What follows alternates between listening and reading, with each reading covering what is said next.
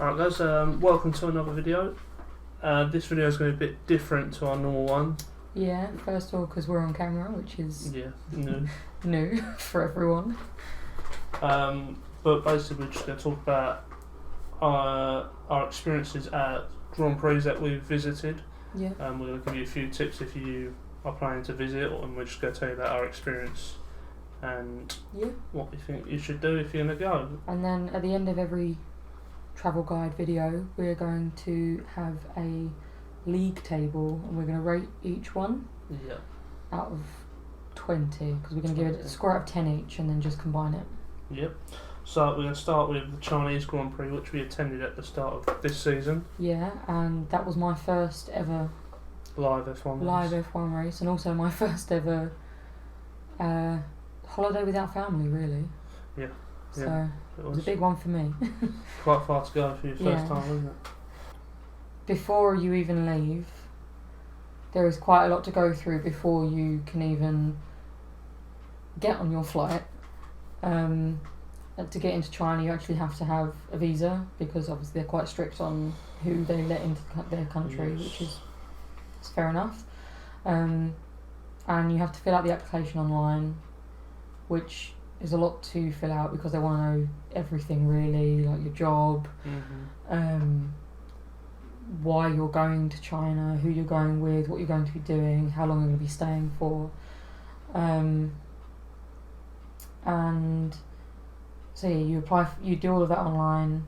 Then that at the end of that, you're given an appointment to go into your nearest visa application centre, where they basically just kind of go through all the paperwork you've done and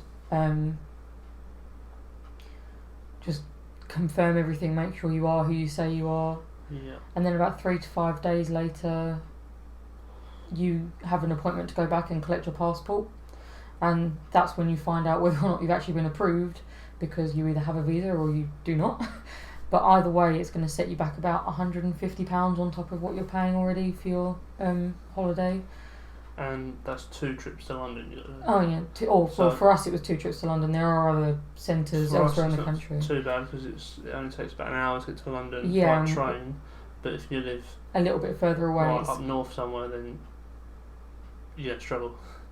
No, London's not the only one. Is it not the only one? No, I think there's some in like Manchester and things like that, but I think there's not that many. Oh, okay. This is for UK applicants, by the way. Yes. If you live in another country, then we're not sure what that is. This is for UK tourists. So we're going to start with as we got to the airport, and then we'll finish with when we got home. So we're going to go through the whole experience. So our flight, obviously we took off from Heathrow. Yes, we did. There'll be a lot of media clips on the as we're talking, we'll just like. But we didn't get much footage from the airport. There was only a couple of pictures of us two, weren't there? A couple of pictures that I took.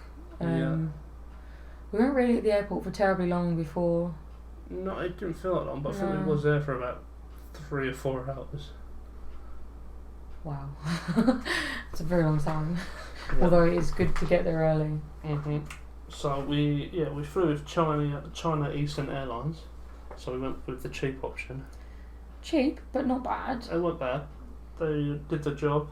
Yeah. Especially on the way there. The flight was about 12 hours. They went direct, so we didn't have to stop off or anything, which with pretty much every other airline. Yeah, you would have to like change over. Once. Yeah. But they went straight there. 12 hours. It was a long flight.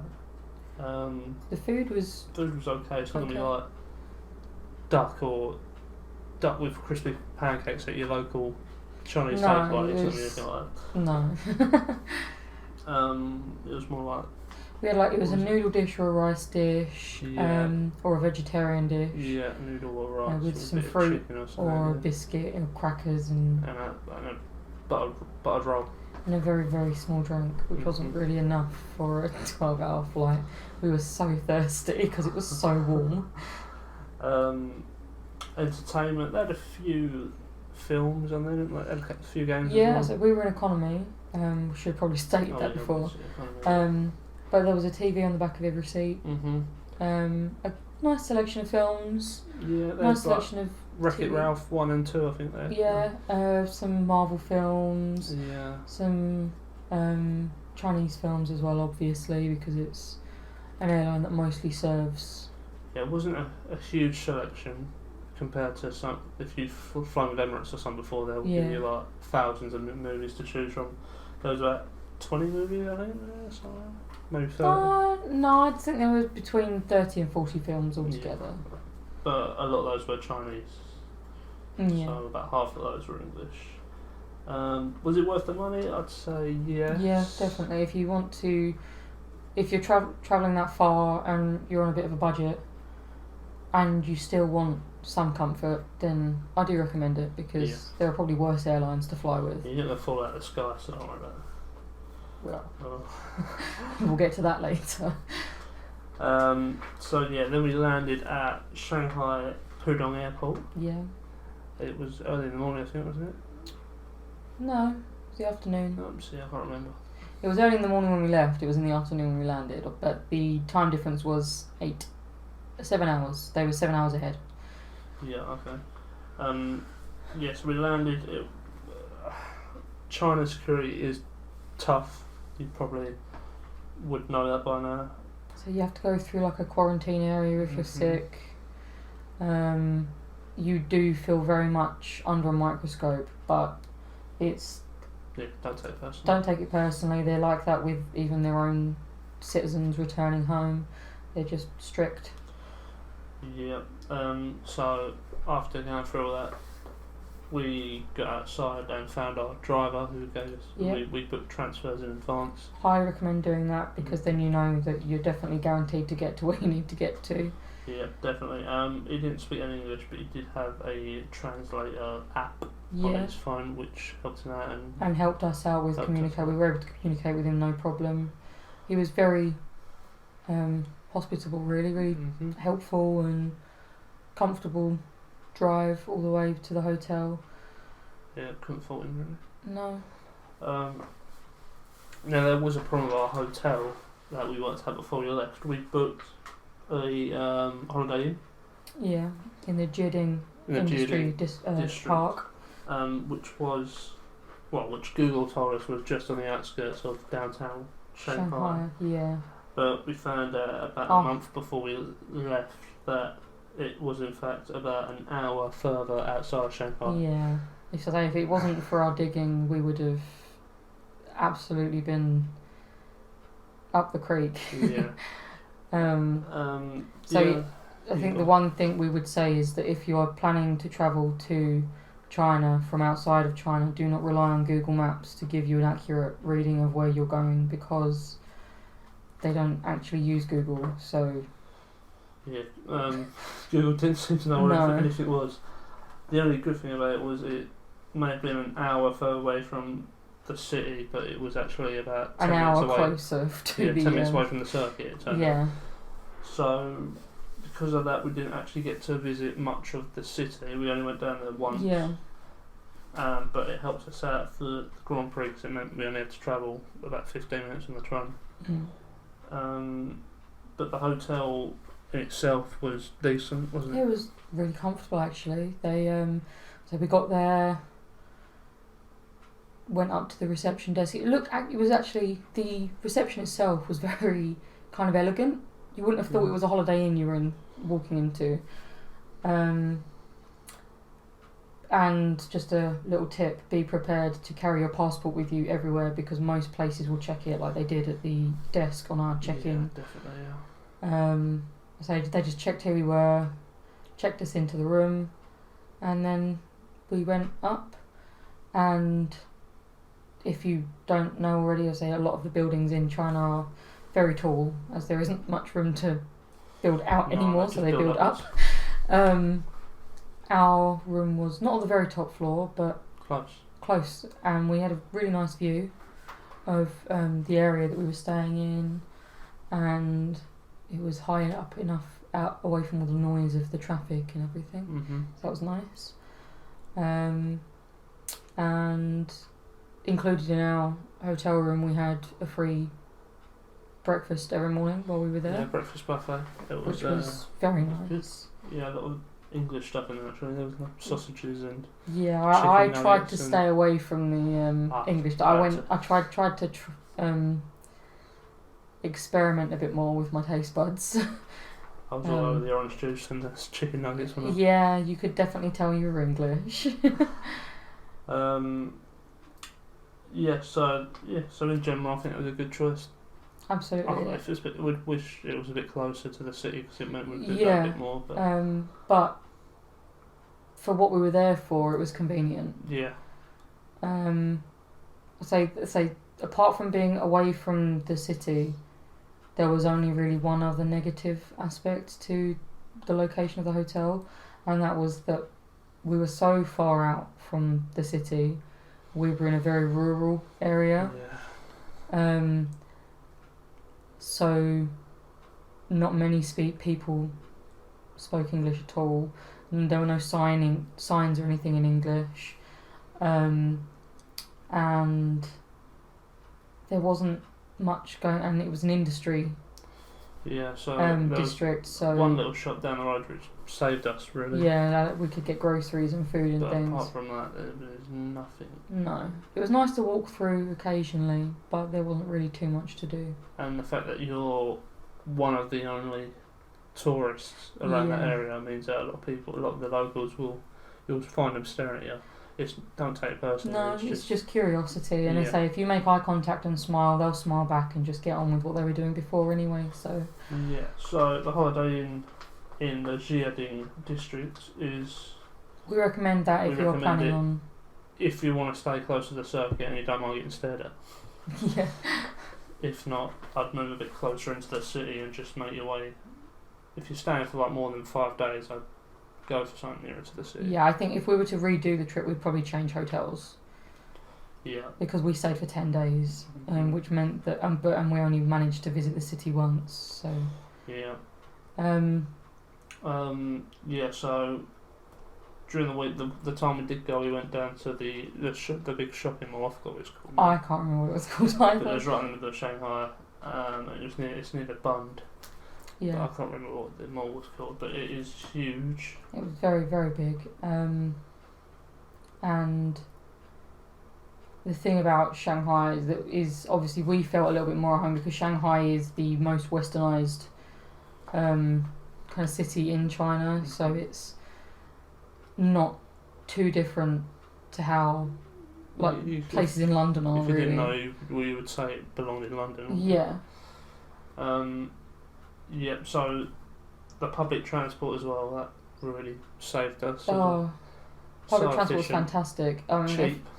London could learn some lessons. Efficient and cheap, and you can get pretty much anywhere in Shanghai on it. Yeah, and the metro stations all have Chinese and English options for buying tickets, so you don't have to worry too much about getting lost.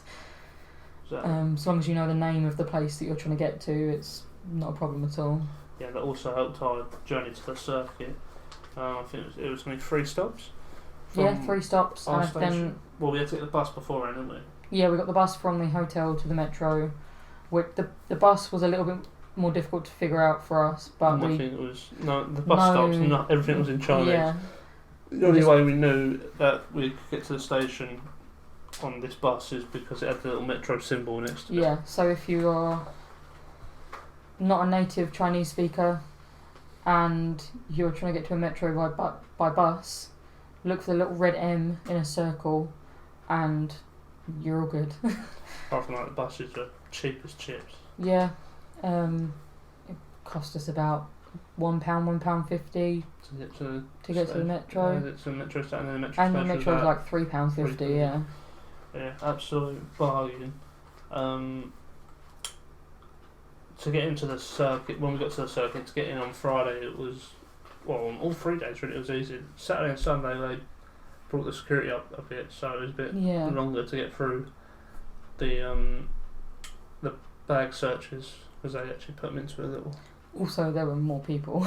Yeah. Like, a lot more people. Loads of people. But Friday was easy to get in, we just walked straight through. Very quiet. Saturday was pretty simple as well. We had to go through the bag search, but there wasn't as many people there. It is the quietest Grand Prix I've ever attended as well. And out of the ones I've now attended, it's definitely the most quiet. Yeah, it is ridiculously quiet. Not much going on. And also, it was supposed to be it was the 1000th race, the 1000th ever Grand Prix. It's the 1000th race, and that's why we decided to do that one this year. Yeah. But there wasn't much. Apart from a massive sign on the actual entrance to the circuit, you wouldn't have guessed that it was anything special. There wasn't much to differentiate it between the 1000th race and any other Grand Prix I've ever attended. In fact, in comparison to the other circuits that I've now been to, you had only one small area of the circuit in China was actually accessible to the public, and they didn't actually have everything. They didn't have like food and entertainment and shops throughout the whole of that area that was accessible. Even it was just by the entrance basically, and that was it. The fan zone was just beyond the main grandstand really, and then you could go to the left down to turn 1, and then you were stopped, and you go to the right down to just past the hairpin, and then you were stopped. So 2/3 of the track not in use for spectators, which is a shame because it is such a big circuit as well. And there's an entire grandstand not in use. Yes, the grandstand. It's got the Jiading just before the start writing back on it. Straight. Yeah. It's a lovely grandstand, but it's never been used for some reason. So our theory is for photography purposes. Yeah, maybe. So we had tickets on the pit straight grandstand. They were £180 each, I think. Yeah, which is very cheap for pit straight. Yeah, that is equal to a general admission ticket for Silverstone. So that is how cheap they are. Yeah. Friday you could go anywhere you wanted though. So our actual seats were in the middle of the main grandstand. Yeah. But then we went to the top tier of the main grandstand, the practice, and you can see that whole track from there. So if you can get tickets there, then definitely that's your best recommend bet. it. Yeah. They will be the most expensive, but it's worth it for seeing the whole track. Yeah. Basically. We also went down to the 2 grandstands on each side of the hairpin for practice 2. You get a really decent sound there because of the way that the cover is being done. The way the sound bounces back off of the cover is fantastic. Yeah, that was awesome. So then that brings us on to the problem we faced on Saturday. So you pay £180 for a seat so you can sit and watch. Everyone else stands. Not even in the right areas that they've bought their tickets for. They just come in and they stand. You've got security guards there, and they look like military security guards, but they just stood there. And well, they did stuff to begin with, but I think they just gave up. Yeah, they gave up because basically they walked past, pushed people back to their seats, and then the minute they were gone, the people would then move back up to the barrier, which meant on the Saturday we actually didn't see any of the qualifying. We watched it on the big screen, so we might as well just stay down for Saturday and watched qualifying on TV. We sat in our seats like normally you would. Considering you've paid £180 to sit in those seats. And the problem is there's a balcony at the bottom of each tier. Yeah. So we're about 6 rows back. But the balcony is placed exactly where the track is in your field of view. Yeah. So all the locals decide to stand on this balcony, blocking the track from your view. So you'll see. And if they weren't standing there, they were tying flags there, so you couldn't see through it anyway. So you'll see them exit the final corner, and then they'll just disappear, and you have to watch it and see. Yeah. So we were a bit peeved on Saturday. Yeah, and then on the Sunday we decided to play them at their own game and got there at about 8 o'clock and just stood on the balcony for about 9-10 hours. For 9 or 10 hours, and we had the best view in the house after that, as you can see from some of the photos. We got some really nice pictures. So that was good in the end, but you shouldn't be doing that really. You No. paid £180 to sit down in a good seat. No. And I've never I'll seen say, that anywhere talking else. about that, we've got there's some short video clips. I was trying to get some videos of, I can't remember, it might have been the F4 that was going on or something at the time. Asian And F4, there's this, Chinese F4. there was a couple that, I can't tell if they were a couple or a mother and son or something, I'm not sure, that was sat in front of us, and they just kept standing up every time someone went past, and it was, they'd sit down, but then the minute someone wants to go past, that's it. Yeah. So that was that. The race in itself wasn't the greatest. It was unmemorable, like most of the beginning of this season. Yeah, the beginning of the season was awful. Yeah. But it's picked up since. Yeah, it wasn't great. Hamilton and the two Mercedes pretty much ran off, and then no one caught them after that. I think the most entertaining part about that was the Fiat Lando collision and the memes that came from Lando after that. Yeah, so after the race, getting out is obviously a hassle, as it is because every everyone's leaving. race. Everyone leaving, we have to wait about an hour before we manage to get on the train. Yeah, transport was pretty simple every time. About 15-minute, 20-minute train ride, and then you have to get the bus. Back at the hotel, there is basically no social media from back home. Only again because of the censorship laws in China. No Instagram, You can no use Facebook, Skype, no Twitter, and that's about it. use Skype. And obviously, as we didn't have access to the social media that Chinese people use, because they do have social media, it's just we didn't have access to it. Literally the only thing we could use for entertainment was TikTok, which is embarrassing to admit. Wow, yeah, big time that. We will say, make sure when you do fly out there that you sort your sleeping pattern out as quickly as you can, because we didn't. So for most of the time when the race wasn't on, we were actually awake for most of the night and asleep for most of the day. We just about managed to sort it out in time to go to the race, and then when we got back, it was almost up again as well. So it was just kind of make sure you don't. If you get there, say you've gone on a 12-hour flight, you're really tired. Don't fall asleep as soon as you get there if it's still the middle of the day. Wait until it's a reasonable hour to go to sleep, otherwise you'll be suffering for it the whole holiday. Speaking of, you slept through a pretty thunderstorm. A very therapeutic storm. I managed to get some footage of that, which I have used in a video already, but I'll show that again now. Yeah, I think that's basically it until we come on to the flight home. Yeah, the flight home was eventful. So this was technically my first ever flights. I'm terrified of flying, terrified of heights, and he sends me on a 12-hour flight for my first one across the planet.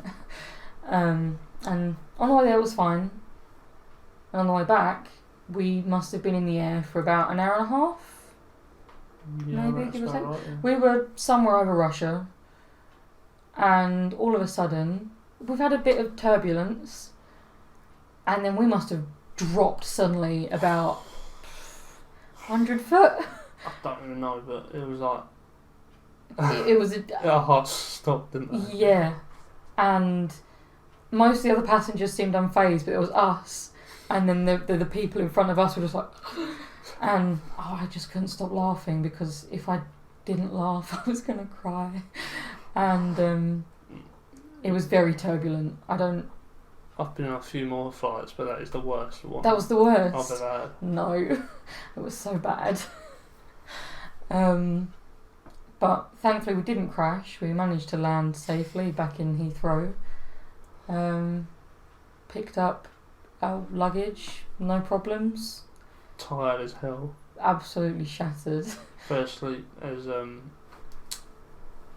Mama's boyfriend took us home. Yeah, fell asleep as soon as we got back in, pretty much. Pretty much. Yeah. So I think that is mostly everything that I can think of that we can think of at the moment. Yeah. How much money do you reckon we spent overall?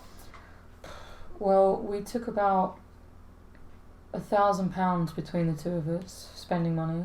Yeah, and we came back with about £350. £350, yeah. But so half of that I'd say was spent on merchandise. Yeah.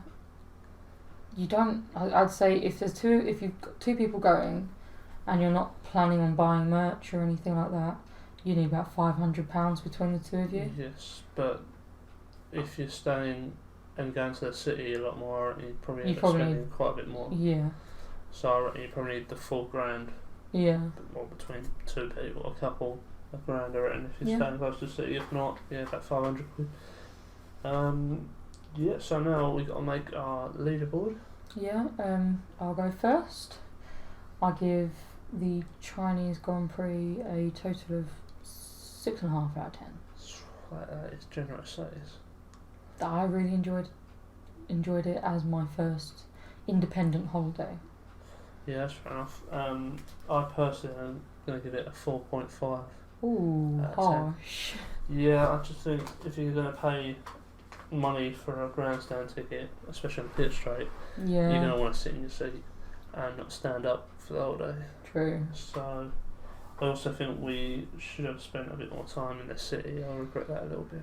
I think going forward, lessons we've learned from this would be definitely do so much research into where it is you're staying, because if we'd just done our research into where our hotel was a couple of months earlier, we could have made more plans around that. But because it was kind of unexpected, we kind of just resigned ourselves to not doing anything else really. And we were jet lagged. So jet lagged. Make sure you sleep properly. Yes, definitely. But my 4.5 isn't a reflection on Shanghai and China. It's just a reflection on our particular holiday. Trip. Yeah. So that gives it a grand total of 11 out of 20. Top of the leaderboard so far. Yeah. We'll just have to see how long it stays there for. Yeah. So we've got another 4 of these planned at the moment, because that's how many we've done. 2 of those will be just me though, because China was my first one. Our next one will be Silverstone. Yes, we'll be doing Silverstone. I think we've got quite a lot to say about that one. Yeah. So look forward to that. Yeah. Thanks for watching. Thank you for watching. And we'll see you for the next one. Bye. Bye.